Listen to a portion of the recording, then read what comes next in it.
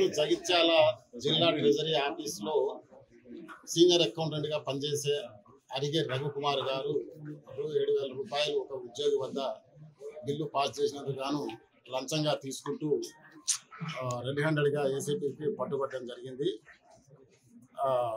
25/2/2025 నాడు ఒక ఫిర్యాదుదారుడైన ఉద్యోగి తన సిపిఎస్ అకౌంట్ నుంచి 1,07,000 రూపాయలు క్లెయిమ్ పెట్టుకున్నాడు. అది ప్రాసెస్ చేసి ఆ క్లెయిమ్ ఆయనకి వచ్చే విధంగా చేసినందుకు గాను 7,000 రూపాయలు లంచం ఒప్పుకున్న తర్వాతనే ఆయనకి చెల్లించడం జరిగింది.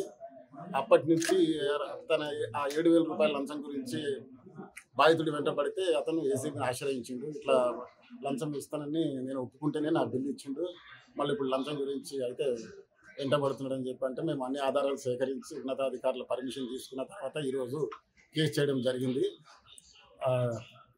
ఇప్పుడు కేసు పరిశోధనలో ఉన్నది. నిందితుడిని మేము కరీంనగర్ ఏసీబీ ప్రత్యేక కోర్టులో రిమాండ్ నిమిత్తం హాజరుపరుస్తాము.